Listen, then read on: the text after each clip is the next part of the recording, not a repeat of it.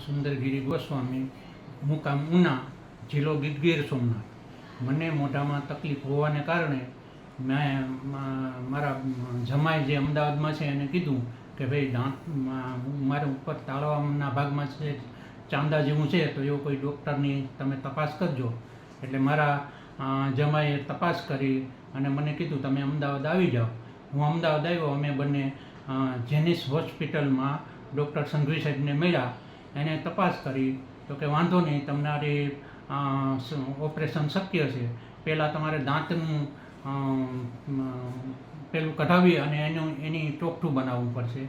એટલે અમે દાંતનું ચોખ્ઠું બનાવ્યું અને એ પછી સાહેબને મળ્યા. એટલે સાહેબે પછી અમારું ઓપરેશન કર્યું અને 3 દિવસ હોસ્પિટલમાં અમે 3 થી 4 દિવસ રોકાણા અને એકદમ સક્સેસફુલી મારે તાળવાનું હોસ્પિટલ ઓલું ઓપરેશન થઈ ગયું અને એકદમ સરસ મજાનું થઈ ગયું.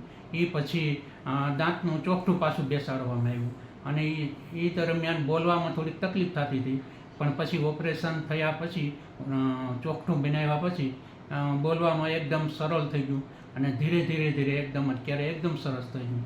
અને હોસ્પિટલમાં અમે રોકાણા એ દરમિયાન હોસ્પિટલનો જે સ્ટાફ ગણ હતો એકદમ લાગણીશીલ અને સેવાભાવી સ્ટાફ હતો અને અમારી કાળજી પણ એકદમ રાખતા હતા.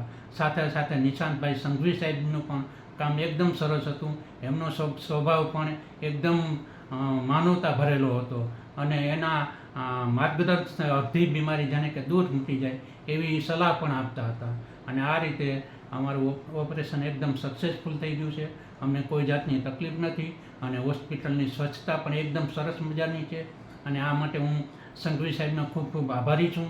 અને ભવિષ્યમાં કોઈને મોઢાના કે આવા જો તકલીફ હોય તો સાહેબની હોસ્પિટલ ઝેનિશ કેન્સર હોસ્પિટલ અમદાવાદની સલાહ લેવા માટે પણ હું વિનંતી કરું છું. ખૂબ ખૂબ સાહેબનો આભાર.